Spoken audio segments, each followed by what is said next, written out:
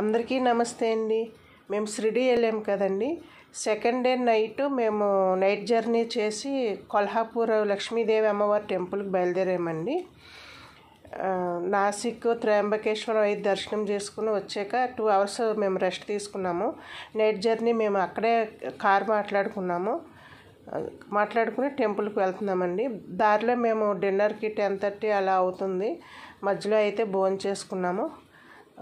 5 అయిందండి వచ్చేటప్పటికి. కరెక్ట్గా 1 hour కోసం మేము ఒక 500 ఇచ్చి రూమ్ తీసుకున్నాము. ఫ్రెష్ అప్ అయిపోయాము, స్నానాలు అవి చేసి ఫ్రెష్ అప్ అయిపోయి మళ్ళీ లగేజ్ అంతా కార్లో పెట్టేసుకుని టెంపుల్కి వచ్చామన్నమాట. 6 వరకు మాకు ½ an hourలో దర్శనం అయిపోయిందండి. ఎందుకంటే మేము 200 టికెట్ తీసుకుంటా కూడా ఇక్కడ లేదు, కానీ మార్నింగ్ వెళ్ళటం వలన మాకు త్వరగా దర్శనం అయిపోయింది. లోపలికి ఫోన్లు వీడియో అయితే తీయనివ్వలేదండి.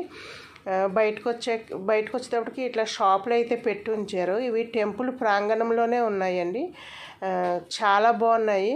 ఇక్కడికి వచ్చిన ప్రతి వాళ్ళు ప్రసాదం వాటితో పాటు ఇక్కడ నగలు కూడా తీసుకుంటున్నారు, చాలామంది చూస్తున్నారు.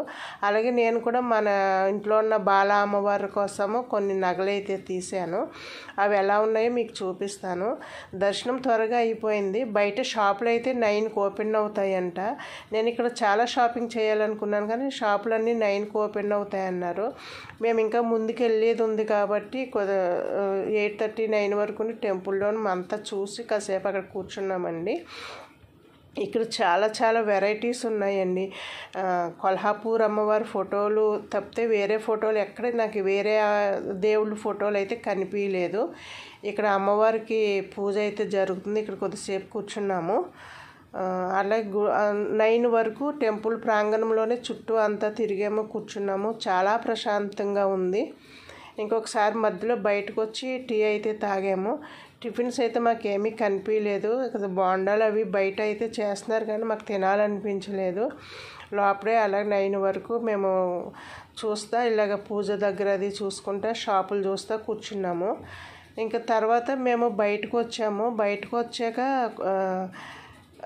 ఒక షాప్ అయితే ఓపెన్ చేశారండి. ఆ షాప్లో ఏది తీసుకున్నా 100 రూపాయలే. మనం ఏ నగలు తీసుకున్నా చిన్నదవని పెద్దదవని మీకు అది నెక్స్ట్ వ్లాగ్లో చూపిస్తాను. అలాగే నేను అమ్మవారికి ఏమేమి కొన్నానో అవి కూడా చూపిస్తాను. ఇదంతా గుడి ప్రాంగణం అండి. ఎంత బాగుందో అసలు. మాకైతే బయటకు రాబుద్ది కాలేదు. 3 hours అయితే స్పెండ్ చేసాము. చాలా నచ్చింది అసలు మాకు. అమ్మవారి స్వరూపం అయితే ఎంత బాగుందో. పాదాలు అసలు అది చూసాము, చాలా బాగా చూసాము. దర్శనం చాలా బాగా జరిగింది. ఈ చుట్టూ ఉన్న ప్లేసు లోపల అమ్మవారిని అయితే తీయటానికి అవ్వలేదు. చాలా పురాతనమైన గుడి కాబట్టి ఈ కట్టడం అది చాలా నచ్చిందండి నాకు. మళ్ళీ ఇంకొకసారి వెళ్ళాలి అనిపించేంత నచ్చింది. ఇక్కడైతే కోవా ప్రసాదం చాలా బాగుంటుందంట. అందరం తీసుకున్నాము. చూసారా క్యూ ఎంత ఉందో లైను. ఇక్కడ ఎవరు వెళ్ళినా కానీ అదే డైరెక్ట్ లైన్లో వెళ్ళాలి. మనం టోకెన్ తీసుకుని వెళ్తాకైతే ఇక్కడ స్పెషాలిటీ లేదు. క్యూ అదంతా లైన్ అండి. మేము మార్నింగే రావటం వలన మాకు చాలా త్వరగా దర్శనం అయిపోయింది. ఇక్కడైతే మేము కోవా ప్రసాదం అయితే తీసుకున్నాము. ఇక్కడ చిన్న షాపింగ్లు అయితే చేసాము. కొద్దిసేపు అలా కూర్చుని అంతా చూసాము. చాలా ప్రశాంతంగా అనిపిస్తుందని చూసామన్నమాట. ఇక్కడ దర్శనం చేసుకున్నాము. గోపురం చూసారా ఎంత బాగుందో. ప్రాంగణం అంతా ఎంత బాగుందంటే ఎంత ప్రశాంతంగా అనిపించిందోనండి మాకు.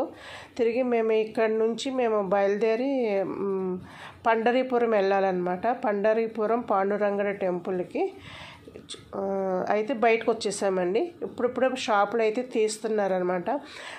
ఇక్కడ ఎన్ని రకాల కలువ పూలు ఉంటాయోనండి. కలర్స్ చాలా బాగుంటాయి. మీకు చూపిస్తాను ఒకసారి. ఇలా ఒక లుక్ వేసేయండి. ఫ్లవర్స్ ఇప్పుడే తీస్తున్నారు. కొన్ని షాపులు ఓపెన్ అవుతున్నాయి. సరిగ్గా మేము రిటర్న్ అయ్యే టైంకి ఓపెన్ అవుతున్నాయి. 9కి ఓపెన్ అవుతాయంట ఇక్కడ.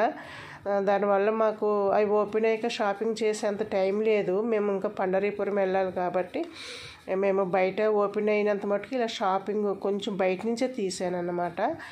ఇది కూడా వినాయకుడు షాపులు ఓపెన్ అయిన షాపులు మాత్రం ఇలా తీసాను. ఇక్కడ నాన్ స్టిక్ ఐరన్ దోశ పానాలు అవి కూడా ఉన్నాయండి. చూద్దాము అనుకున్నాము, కానీ ఇక్కడి నుంచి ఎందుకులే అని చెప్పి మళ్ళీ వదిలేసాను అనమాట. ఇవన్నీ గుడి ప్రాంగణంలో ఉన్న షాపులండి. చాలా తిరిగాము, ఎన్నో కొనేయాలనుకున్నాము. కానీ అమ్మవారికి నేను బాలమ్మకి వేసుకునే కొన్ని నగలు మాత్రమే అలా తీసుకున్నాను అనమాట. ఇక్కడ అందరూ ఫోటోలు దిగుతున్నారు, మేము కూడా కొన్ని ఫోటోలు అయితే దిగాము. వెళ్ళిన షాపులకే మళ్ళీ వెళ్ళి అడిగాము. అయితే మనం వాళ్ళు 300 400 చెప్తారు, కానీ మనం బార్గెన్ చేయొచ్చండి. 150 200కి అలా ఇస్తున్నారు, సగం రేట్ తగ్గించి ఇస్తున్నారు. చాలా బాగున్నాయి, కానీ ఎక్కువ పెద్దయే ఉన్నాయి. మన ఇంట్లో అమ్మవారేమో చిన్న అమ్మవారు, చిన్న చిన్నవి కావాలి కదా, అందుకని కొన్ని మాత్రం నేను తీసుకున్నాను. ఈ కొల్హాపూర్ అమ్మవారి డ్రెస్ ఒకటి తీసుకున్నానండి, మీకు అది కూడా చూపిస్తాను. చూసారా, ఇక్కడ దోశ ప్యాన్లు అవి ఉన్నాయి కదా, అవి తీసుకుందామనే నేను ఇంకా రిటర్న్ అయిపోయాను అనమాట, తీసుకోకుండా. అలాగా 9:30 ఇక్కడే అయిపోయిందండి. ఇక మేమైతే వెహికల్ పార్కింగ్ దగ్గరికి వస్తున్నాము. ఇదంతా కొల్హాపూర్ సిటీ అండి. కార్లో మేము ఇంకా బయలుదేరిపోయామండి, పండరీపురం వెళ్తున్నాము.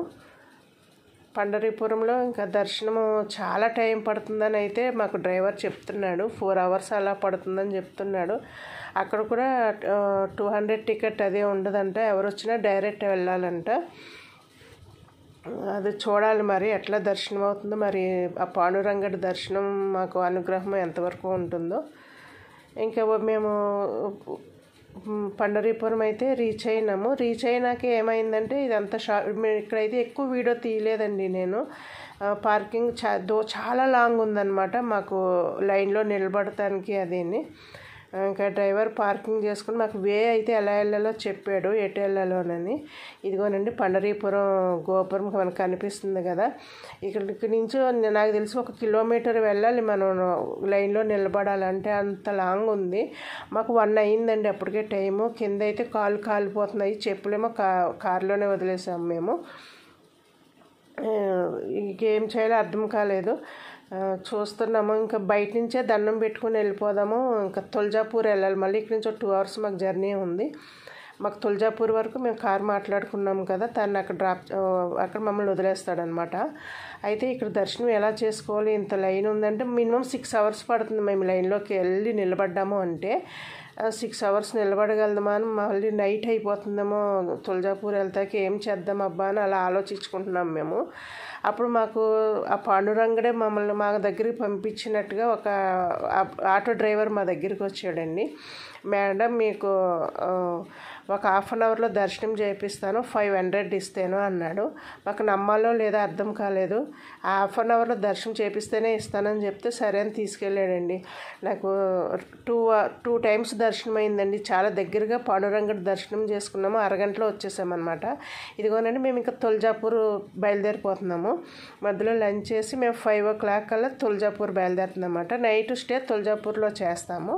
నెక్స్ట్ వీడియోలో మీకు తులజాపూర్ అమ్మవారు టెంపుల్ చూపిస్తానండి. థ్యాంక్ యూ అండి.